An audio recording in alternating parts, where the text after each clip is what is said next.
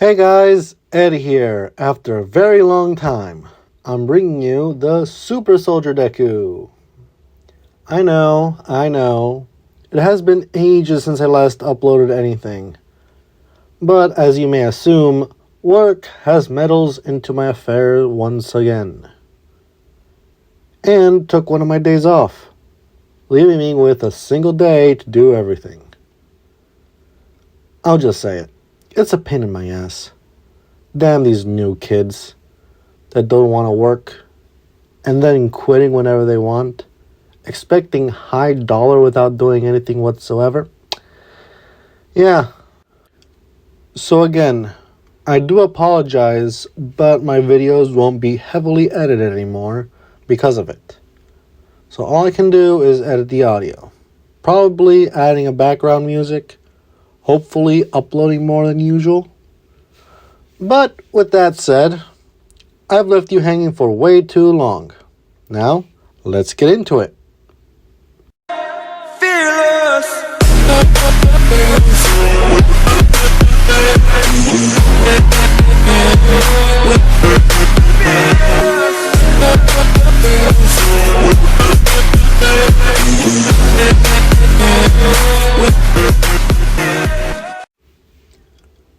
30 minutes earlier from where we last left off. Sorihiko accompanied Izuku in front of the principal's office. After Gran Torino left, Izuku entered the office only for him to be shocked. Once inside the principal's office, he saw the principal was a mouse bear human creature. And after clearing some stuff up, explaining how things are, Nezu went back to business. As he would say, after I received the phone call from Gran Torino, I was surprised, to say the least. A historical figure such as yourself going back to school? I mean, you don't have to go through high school to get a hero's license. What made you want to join a high school? Izuku would say, to be honest, I realize that no matter where I go, people will see me as the first hero. And I'm the first to admit that a school is a place to get accustomed with new stuff and learn new things. And make connections as well. And from what I heard about the curriculum, it's similar to what I'm used to, so it might be easier for me.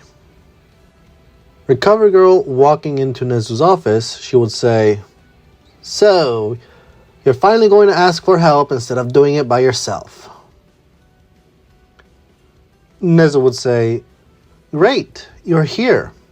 Mr. Midoriya, this is our one and only Recovery Girl, the school nurse and the greatest doctor in all Japan.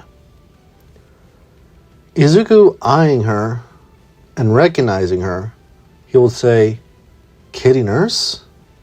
No, it can't be, can it? Recovery Girl, angry and hitting him with her cane, she would say, how many times do I have to remind you my name is Chiyo, you dumb kid? Seriously, you haven't changed a bit. Izuku looked at her, having a bittersweet smile on his face, realizing that his efforts weren't in vain, but also being reminded that everyone he knew moved on without him. Nezu flabbergasted, he would say, I feel lost. Recovery Girl, do you know Mr. Midoriya? Recovery Girl would say, of course I know him. I was there for Project Hercules. Nezu confused, he would say, Project Hercules? What is that? Recovery Girl sighing, she would say, long story short, it was a project to make someone strong in order to fight people with quirks, but because of serum's side effect, all the volunteers died. He is the sole survivor of it. Izuku smiling, he would say, so, you go by Recovery Girl. Wasn't that one of the nicknames I came up with? Recovery Girl would say, I wanted to remember you after you turned into stone. And you inspired me as well. Not to mention, you were the first friend I ever made. Izuku smiling, he would say, "It seems that you achieved your dream in becoming the greatest doctor, and earning the respect that you always wanted. But it seems like I'm late as always."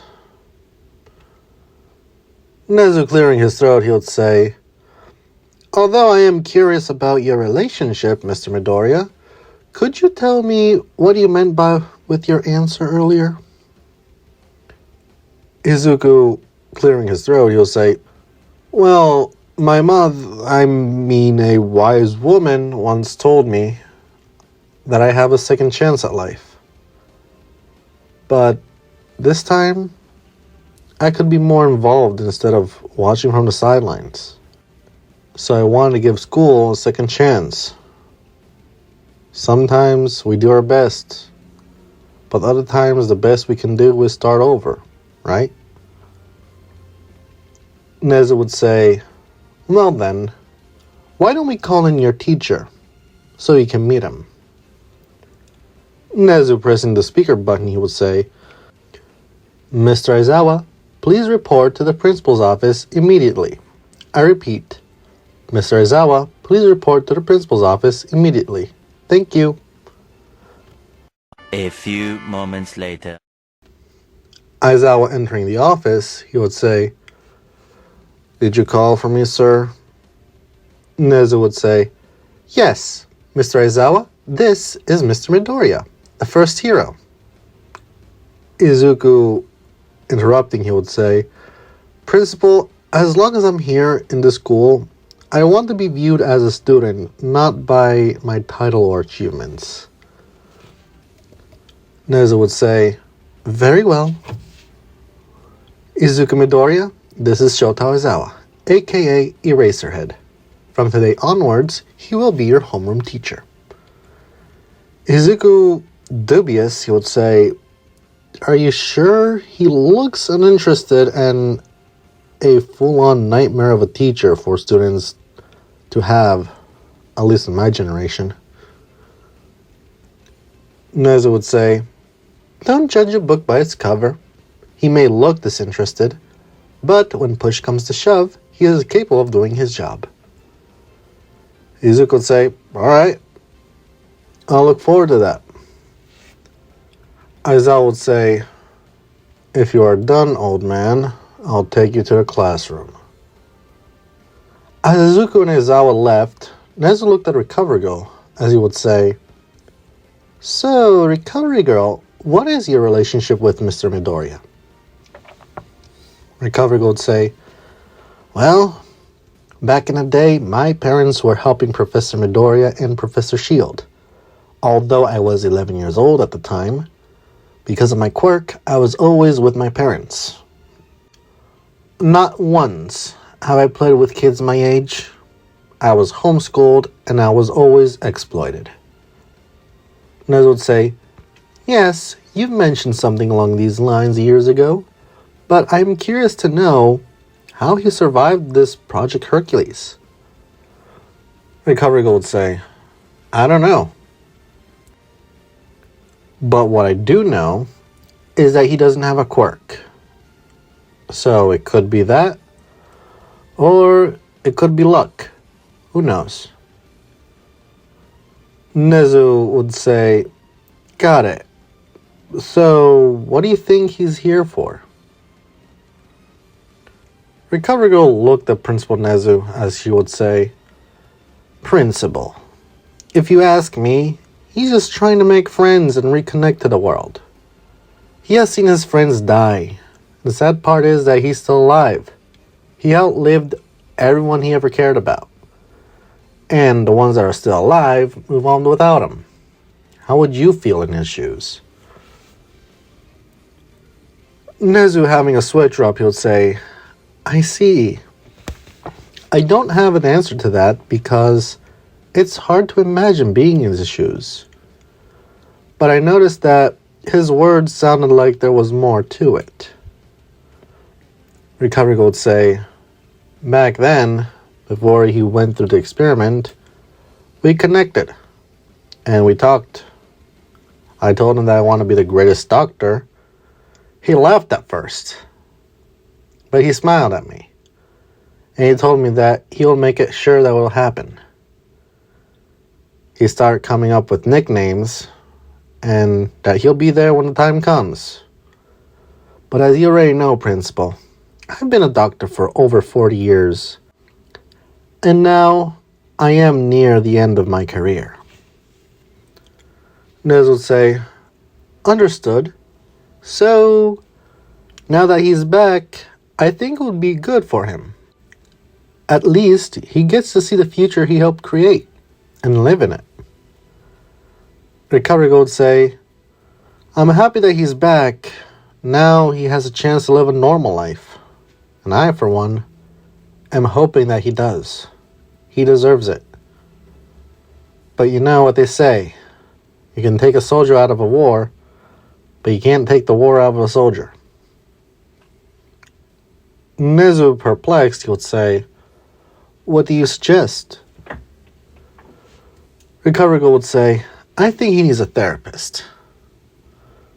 But I'll keep an eye on him, just to be sure.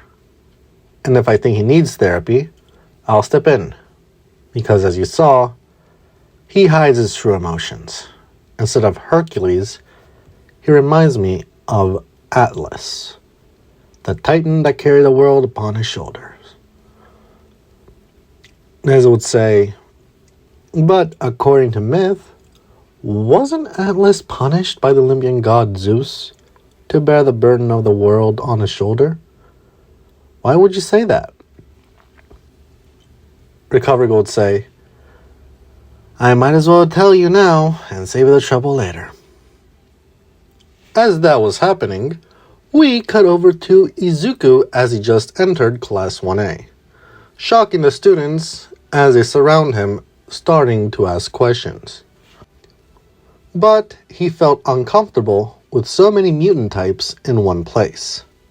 So he started to eye everyone there, trying not to raise suspicion. Aizawa would say, I ask you guys to not do one thing, yet you're doing it. Kirishima fanboying, he would say, but Aizawa-sensei, he's the man, the myth, the legendary first hero, my idol. Aizawa would say, alright, if you don't take your seats now, I'll expel you on the spot. After Aizawa's threat, everybody went to their seats. Aizawa will continue, he would say, Mr. Midoriya, I apologize. Izuku, having a sweat drop, he would say, it's okay, Sensei, they're just curious. That can't be helped. Aizawa would say, well, it's up to you if you want to answer any questions they might have. Izuku, eyeing the entire class for any sudden movements, he would say, alright, as you all know, throughout history, my name is Izuku Midoriya, and people refer to me as the first hero, but you can simply call me Izuku. I don't want you to call me sir. We are literally the same age right now, so treat me like another classmate. I'm here to learn more about this time period, and I have to adapt to it. That said, it takes a lot to get used to stuff, and some old habits die hard. And if you have questions, hopefully I can answer them. But some questions I either won't or can't answer. As I would say, alright, Mr. Midori, you can go take a seat over there at that empty desk. I will allow 5 minutes before we get into stuff. As everyone was excited, they all got the chance to ask him a question each, until someone wanted to know about the nitty-gritty. Mineta would say, did you ever have a girlfriend or been popular with the ladies? Izuku, holding on to the ring he turned into a pendant, he would say, next question. Mina, with sparkles in her eyes, and getting too close, she would say, "There had to be someone, especially by that answer. Please tell us about her." Izuku, having shivers down his spine, he would say, "Not too close, please. It makes me a little uncomfortable." Mina, blushing slightly, she would say, "Oops, sorry, but could you tell us about this girlfriend of yours? Please." Izuku, thinking about Nana and smiling to himself, he would say, "Well, I'd rather not." Shoji, raising his hand, he would say, "Sir, why does it look like you're on guard?" Izuku, having a sweat drop, he would say, "Well, first, like I mentioned, don't call me sir. And second, like I mentioned, I'm still trying to get used to things. Seeing mutant types kind of puts me on edge." Melissa, intervening, she would say, "So, are you racist? How could the first hero be racist?" Izuku, annoyed, he would say, "I'm not racist. I'm cautious. I had to watch my back constantly, and this is more of a habit because last I remember, mutant types weren't that friendly, and they were on the opposing side trying to kill me." Shoji would say, "I have one more question. Do you know..." Aizawa, cutting him, would say, "That will be enough questions. It has been 7 minutes." The students that wanted to ask more questions lamented on the fact that Aizawa interrupted, but Izuku felt relieved to be saved by the teacher. Aizawa would say, "All right, I want you to put your sports uniform and meet me outside. We are doing another quirk apprehension test." Ida would say, "But sensei, we already did this test last week, and poor Sato was the unfortunate soul to be punished." Minato, afraid, he would say, "Don't tell us that someone else is going to get kicked out." Aizawa, annoyed, he would say, "Maybe, but the reason why I'm doing it again is to see where Mr. Midoriya stands in comparison. But if you continue to complain, I will do it on the spot. Now move along." As the students were heading out, Aizawa handed Izuku his gym uniform, and he followed the boys' locker room. In the girls' locker room, the girls couldn't help to be more curious about Izuku, so they start asking Izumi a bunch of questions. Jill would say, "Since the two of you have the same last name, you're related." Izumi would say, "Yeah, he's my grandpa's older brother."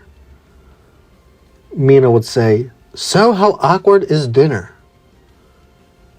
Izumi, confused, she would say, "What are you talking about?" Mina would say, "I mean, he is staying with you guys, right?" Izumi would say, "Of course not. I don't know where he's staying. My grandma Hana wants him to come over, but he never does. And before you ask, Grandma Hana is my great-grandmother, which is my grandpa's mom, consequently also Izuku's mom." Melissa would say, "After being gone for so long, the very least he could do is to go and see his own mother. But I guess he's far too good for his own family." Izumi would say, "It's not like he doesn't want to, but I heard from my mom that my grandpa and Izuku had a fight in front of Grandma Hana, and I don't know how things are right now." Mom would say, "Haven't you been training with him for the past 8 months?" Izumi would say, "Yeah, we met up at Deku Beach." Mina would say, "But isn't that place full of trash?" Izumi, proudly, she would say, "Not anymore. I managed to clean the entire beach 1 week before the entrance exams." Jiro, shushing them, she would say, "Could you be quiet? I'm trying to listen in on the boys." Meanwhile, on the boys' side, Kirishima giving Izuku a sleepish look, he would say, "So, Izuku, I know it's probably wrong to ask something personal, but I'd like to ask anyway." Izuku, recognizing the look on Kirishima's face and placing his hand on his shoulder, he would say, "I'm really sorry, but I believe it's too soon for that." Baku would say, "So, first hero, what is your quirk?" Izuku would say, "I don't think that question applies to me." Baku, confused, he would say, "Why? Just because you're a historical figure, you can avoid questions?" Izuku would say, "No, I'm not special, and there's nothing special about me." Bakugo would say, "Then tell me, what is your quirk?" Izuku would say, "I don't have one." Bakugo started to charge up at him with his quirk, only for Izuku to grab his wrist, twisting it, and pin his face into the ground. Izuku would say, "Are you satisfied?" Bakugo, clicking his tongue, he would say, "There's no way in hell that the first hero is quirkless." Izuku, letting him get up, he would say, "I don't know what you have against quirkless people, but I'm me, flaws and all." The locker room went silent, and Izuku went ahead, leaving the boys speechless, while Jiro overheard everything as the rest of Class 1A made its way to Aizawa, looking at his watch. Aizawa would say, "The lot of you are late. Now let's get things started. We only have until lunch, so let's get moving." Some of the students lamented the fact that they had to do the test again, while others took this an opportunity to not study, but Aizawa was low-key smirking, already knowing the results. Aizawa would say, "Alright, listen up. I'll have the best of each category. For the ball throw, I'll have Bakugo. For the long jump, Miss Asui. For the grip strength, Shoji. And for the 100-meter dash, Ida. The people that I mentioned come forward, while the rest of you watch and keep track. Mr. Midoriya, I am mainly doing this so I know what to expect from you." As the students were doing as told, Bakugo was called up first. Aizawa would say, "Alright, Bakugo, you know the drill."